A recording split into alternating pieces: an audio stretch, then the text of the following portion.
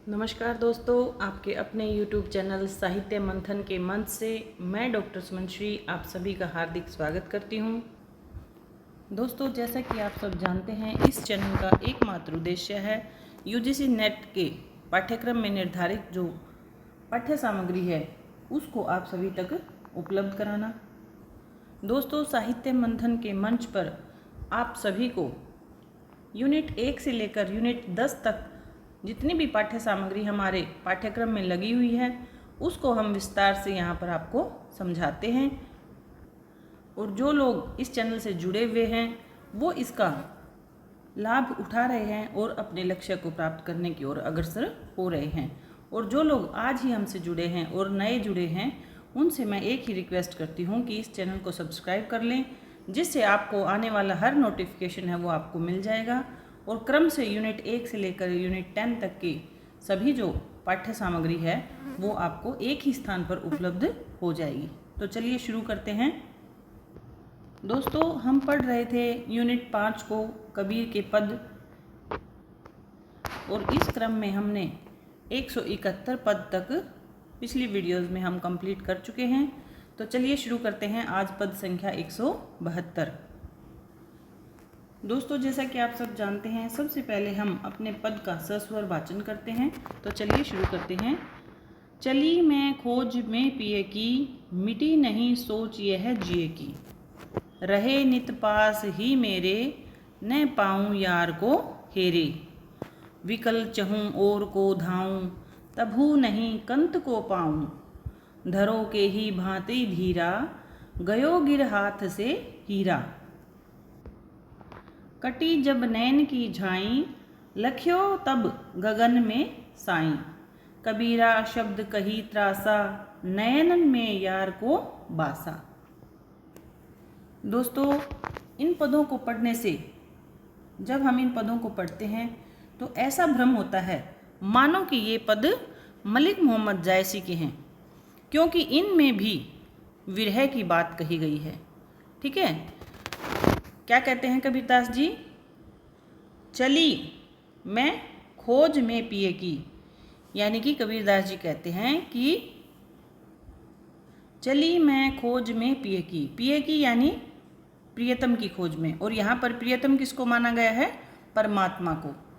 चली मैं खोज में पिए की यानी कि मैं अपने प्रियतम की खोज में चल पड़ी हूँ। यहाँ पर जो आत्मा है वो परमात्मा की खोज में निकल पड़ी है।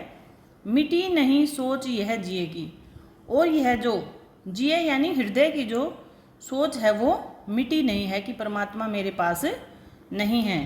रहे नित पास ही मेरे, न पाऊँ यार को हेरे, यानी कि जो हृदय है उसमें एक सोच यानी एक चिंता है कि जो मेरा प्रियतम यानी परमात्मा है, अगर वो होता तो वो मेरे पास ही होता, लेकिन मैं उसकी खोज में निकल पड़ी हूँ। विकल चहूँ और को धाऊँ, विकल यानी कि व्याकुल होकर, विकल यानी व्याकुल होकर मैं चहूँ और यानी चारों ओर धाव यानी दौड़ रही हूँ। तभू नहीं कंत को पाऊँ, फिर भी, तभू का मतलब तब भी, नहीं यानी नहीं प्राप्त कर रही हूँ, कंत यानी प्रियतम। तो प्रियतम कौन है यहाँ पर? परमात्मा। इस प्रकार से फिर भी मैं अगर चारों तरफ व्याकुल होकर दौड़ रही हूँ तो भी मैं उस कंत यानी परमात्मा को प्राप्त नहीं कर रही हूँ। धरो के ही भांति धीरा, कि बताओ किस प्रकार से मैं धीरा यानी धैर्य धारण करूं। गयो गिर हाथ से हीरा, क्योंकि मेरे तो हाथ से जो परमात्मा या प्रियतम रूपी जो हीरा था वह गिर गया है। जिस प्रकार आम आदमी जो होता है, अगर उसके पास कोई कीमती वस्तु यानी हीरा है और वह गिर जाए तो वह किस प्रकार से धैर्य धारण कर सकता है, उसी प्रकार जो आत्मा के लिए जो हीरा है वो कौन है? परमात्मा है। और जब वो उससे बिछड़ जाता है यानी आत्मा से परमात्मा का वियोग हो जाता है तो वह आत्मा किस प्रकार से धैर्य धारण कर सकती है। यही बात है इस पंक्ति में कबीरदास जी हमें बता रहे हैं। आगे कबीरदास जी कहते हैं, कटी जब नैन की झाई, लख्यो तब गगन में साई, और मेरे जो नैनों की जो झाई है झाई यानी कि जो पट्टी या परछाई है वो हट गई है। लख्यो, लख्यो यानी दिखाई दे गया है। कौन?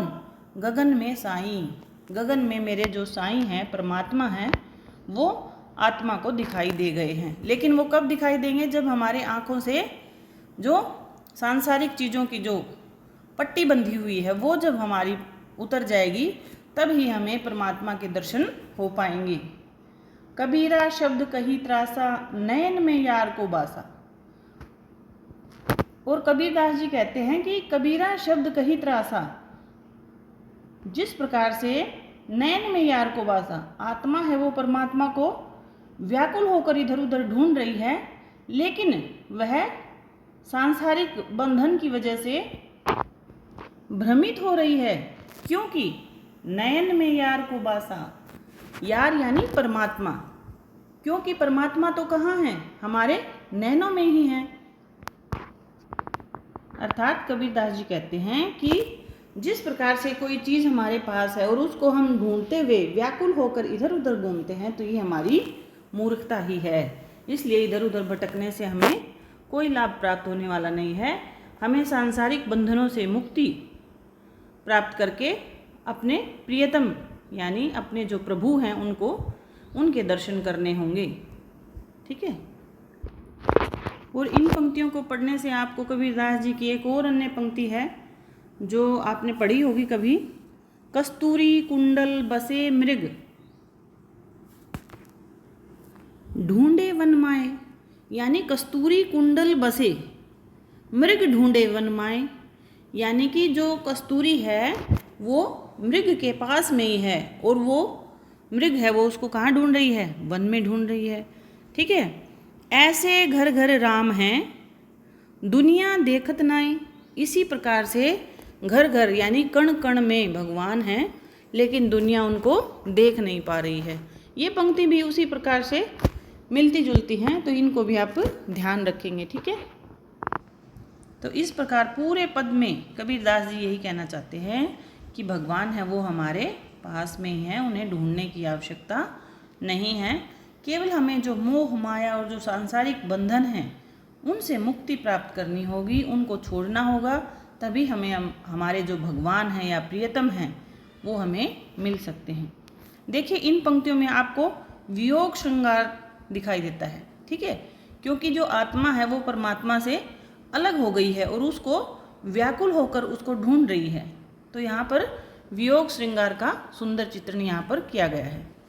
और इसमें जो एक हीरा शब्द है ये परमात्मा के लिए प्रयोग किया गया है कि जो हाथ से जो कीमती हीरा था वो गिर गया है, तो वो धैर्य धारण है वो कैसे कर सकते हैं। ठीक है। तो परमात्मा को किसके समान माना गया है? यहाँ पर हीरे के समान माना गया है। ठीक है। तो चलिए पद संख्या 172 हमारा यहाँ पर समाप्त होता है। अगला देखते हैं पद संख्या 173। तो चलिए आगे देखते हैं पद संख्या 173। तलफे बिन बालम मोर जिया, दिन नहीं चैन रात नहीं निंदिया, तलफ तलफ के भोर किया, तन मन मोर रहट अस डोले, सून सेज पर जन्म छिया, नैन चकित भय पंथ न सूझे, साईं बेदर्दी सुध न लिया, कहत कबीर सुनो भई साधो, हरि पीर दुख जोर किया। तो दोस्तों किसी भी पद का जब हम सस्वर वाचन करते हैं तो हमें समझ आता है कि इसमें मूल रूप से किस चीज़ का वर्णन किया गया है। तो इन पंक्तियों को पढ़ने से हमें पता चलता है कि कबीरदास जी ने यहाँ पर विरह का प्रयोग किया गया है, यानी विरह का वर्णन यहाँ पर किया गया है कि जो आत्मा है वो परमात्मा से बिछुड़ गई है और किस प्रकार से उसकी जो दशा है उसका यहाँ पर सुंदर चित्रण किया गया है। तो चलिए समझते हैं इस पद को। तलफे बिन बालम मोर जिया, यानी तलफे, तलफे का अर्थ होता है तड़पना।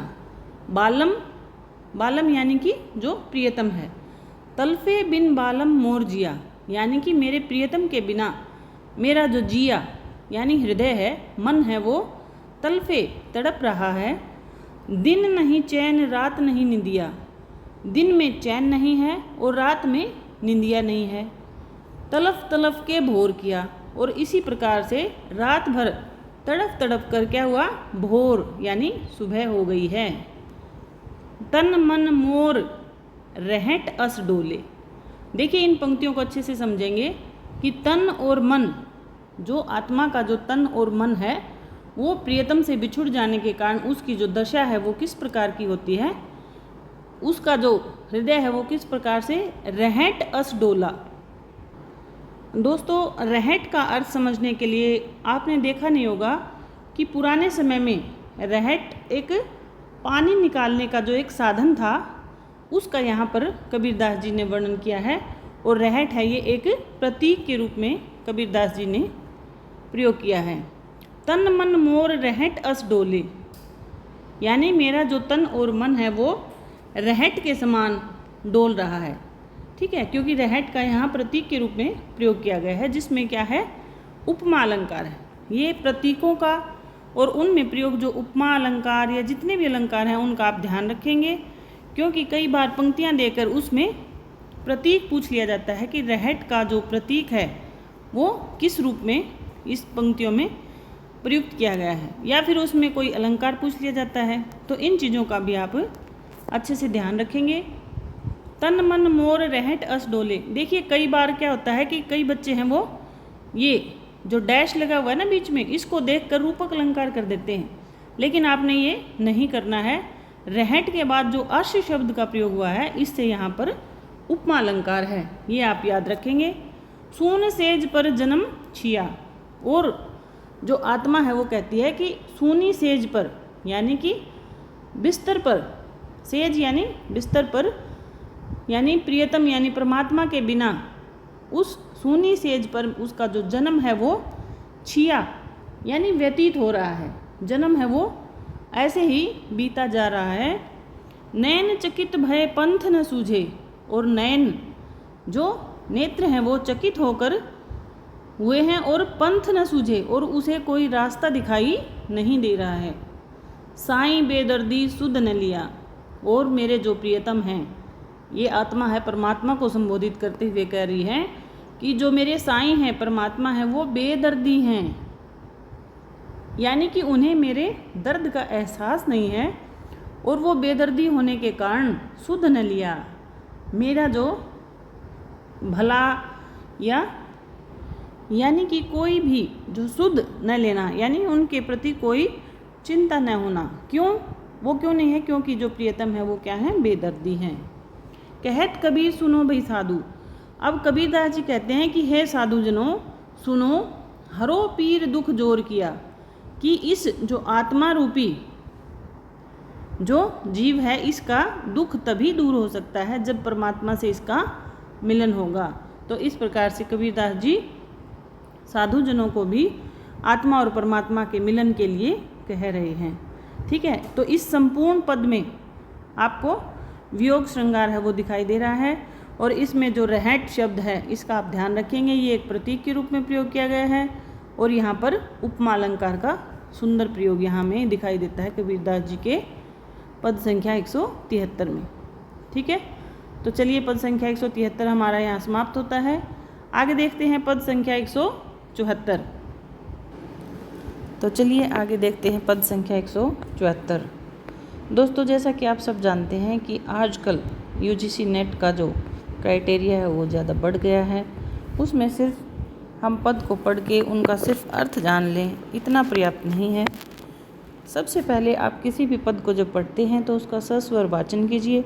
आधे से ज़्यादा अर्थ है आपको पढ़ने से ही पता चल जाएगा, उसका भाव है वो आपको पता चल जाएगा कि इस पद में किस चीज़ का वर्णन यहाँ पर जो कवि हैं वो करना चाहते हैं। ठीक है, सस्वर वाचन करने के बाद उनके जो कठिन शब्द हैं यानी शब्दों के जो अर्थ हैं उनको जान लें, और उस पद में प्रयुक्त जितने भी प्रतीक हैं उनको आप अच्छे से कंठस्थ कर लें, क्योंकि कोई भी पद की पंक्ति हैं वो आपको दे दी जाएंगी और उनका प्रतीक पूछ लिया जाएगा कि ये प्रतीक है यहाँ पर किस अर्थ में प्रयुक्त हुआ है, उसमें कौन से अलंकारों का प्रयोग किया गया है।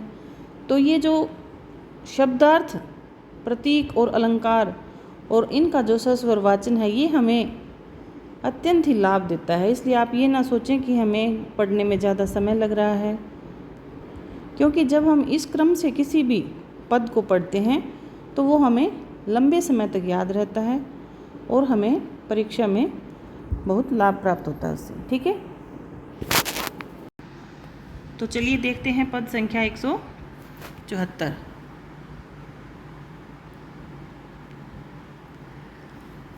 अविनाशी दुल्हा कब मिल्यो, भक्तन के रछपाल, जल उपजत जल में ही नेहा, रटत प्यास प्यास। मैं बिरहन ठाढ़ी मगजोऊ, प्रीतम तुम्हारी आस, छोड़्यो गेह नेह लगी तुमसे, भय चरण लोलीन। ताला बेली होत घट भीतर, जैसे जल बिन मीन। दिवस न भूख न रैन नहीं निद्रा, घर आंगन न सुहाए। सेजरिया बैरिन भई हमको, जागत रैन बिहाए।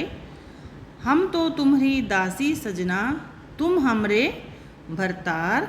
दीन दयाल दया करी आओ, समर्थ सिरजन हार। के हम प्राण तजू हैं प्यारे, के अपनी करी लेव।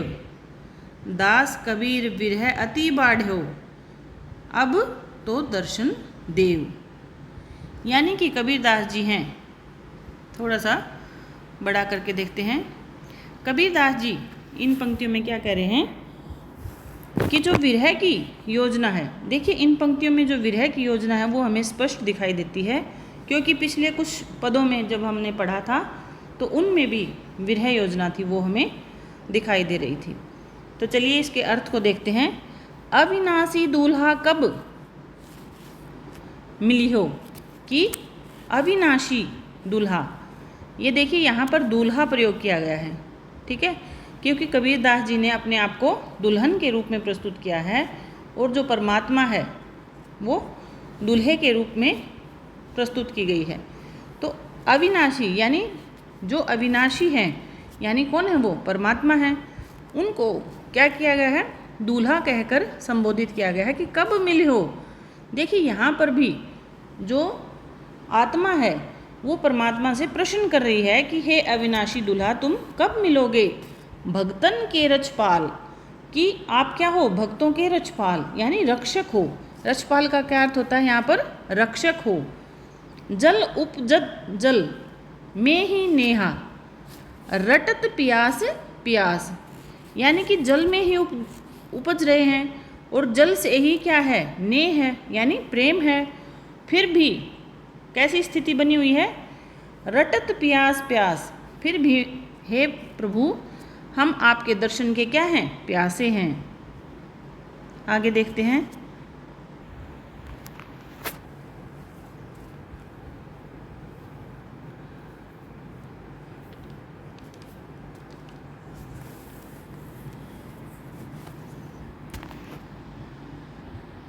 दोस्तों पिछले पदों में भी हमने देखा कि जिस प्रकार से विरह वर्णन किया गया है उसी प्रकार यहाँ भी विरह का सुंदर प्रयोग यहाँ पर किया गया है। और किसके माध्यम से, अलंकारों के माध्यम से। जैसा कि हम पीछे देख रहे हैं कि यहाँ पर जैसे जल बिन मीन, यहाँ पर इस पंक्ति में अलंकार है, वो कौन सा अलंकार है, उदाहरण अलंकार है। तो इन पंक्तियों में जो भी हम पद पढ़ते हैं उन पंक्तियों में कौन से प्रतीकों का प्रयोग किया गया है, कौन से अलंकारों का प्रयोग किया गया है, और उन अलंकारों के माध्यम से या उन प्रतीकों के माध्यम से जो कवि है वो किस ओर संकेत कर रहे हैं वो भी हमें पता होना चाहिए। और आपने देखा है कि इन पंक्तियों में जब हम शुरू में पढ़ते हैं तो कबीर दास जी क्या कहते हैं कि अविनाशी दूल्हा कब मिल हो, यानी कबीर दास जी स्वयं को पत्नी के रूप में यहाँ पर प्रस्तुत कर रहे हैं और ईश्वर को क्या बना दिया है, उन्होंने दूल्हा बना दिया है। ठीक है, तो इन चीज़ों को भी हम अच्छे से समझते हुए चलते हैं। तो ये हमारा हो गया पद संख्या 174 कंप्लीट। हम आगे देखते हैं पद संख्या 175। तो दोस्तों जिस प्रकार कबीरदास जी की जो स्थिति है वो परमात्मा के बिना, जैसे आत्मा की जो स्थिति है परमात्मा के बिना हो गई है, वह व्याकुल होकर इधर उधर डोलती है, तो वो स्थिति हमारी ना हो, इसके लिए हम अपने चैनल को इसको सब्सक्राइब कर लें ताकि सारी वीडियोज़ हमें मिलती रहें और उनका हम लाभ उठा सकें। ठीक है, तो चलिए मिलते हैं नेक्स्ट वीडियो में, तब तक के लिए धन्यवाद। जय हिंद।